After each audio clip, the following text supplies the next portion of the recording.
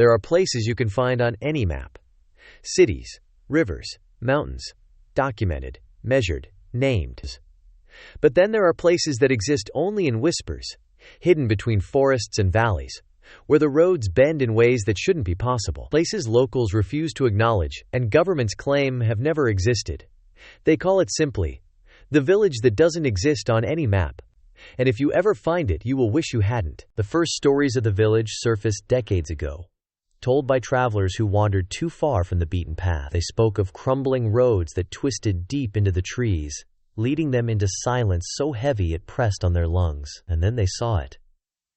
Small stone houses along crooked streets, a church without a cross, windows dark, doors closed, yet smoke rising faintly from chimneys. It looked abandoned, yet it breathed. One hiker named Peter Mason described the moment he stepped inside. The silence was wrong. No birds, no wind. My footsteps didn't echo the way they should. And in every window I passed, someone was standing behind it, watching. When Peter tried to mark the location on his map, he found only blank space.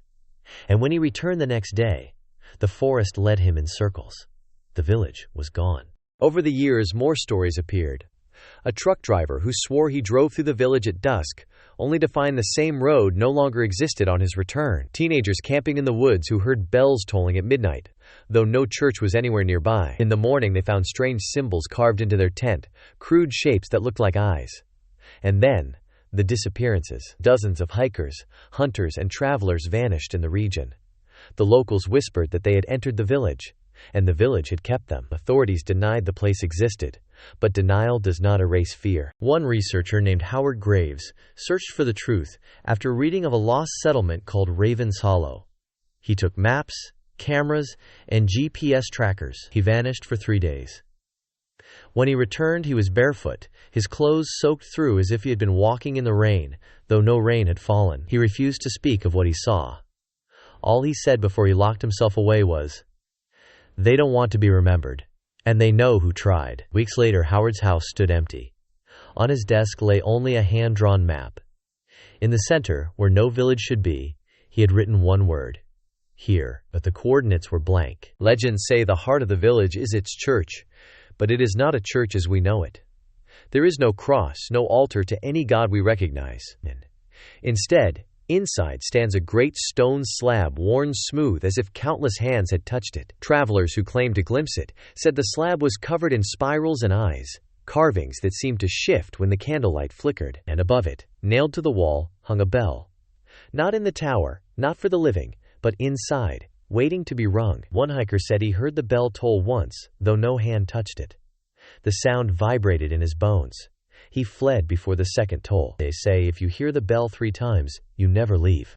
The village is impossible to find not only because it hides, but because the land itself twists.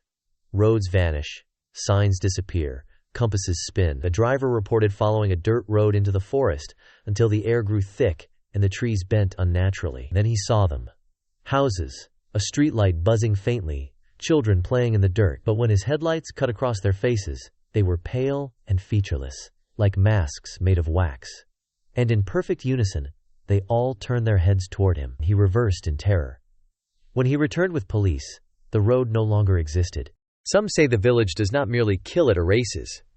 Families speak of loved ones who vanished, but when asked, their voices falter. Names slip from memory. Photographs fade. It is as if the person never existed at all. The village devours memory itself. That is why it cannot be found on a map. Maps are memory. And memory is what the village takes. Imagine this. You are driving one night. Fog thickens around you. Your GPS freezes. You take a side road and see rooftops through the mist, a crooked street lamp, a wooden sign with no words. The houses are made of stone, windows like black eyes. You feel them watching. At the center stands the church. Inside is a single candle burning on the slab. Above it, the bell hangs in silence. You step closer. The candle goes out. The bell tolls once. In the doorway, figures appear, shoulder to shoulder, blocking the exit. Pale, blurred, staring. The bell tolls a second time. They move closer, perfectly in sync. The bell tolls a third time, and the world goes black. Some who claim to have survived say they wake in their own beds, but the mud is still on their shoes. Smoke lingers in their hair, and sometimes, in the reflection of a darkened window, they see the village behind them, waiting. Those taken are not forgotten. They are erased. Their names vanish. Their faces blur in photos. Their memories dissolve. Only the village remembers. And the village does not let go. So the next time you drive an unfamiliar road at night, and your GPS fails, and the forest grows too quiet, be careful. Some villages were never meant to be found.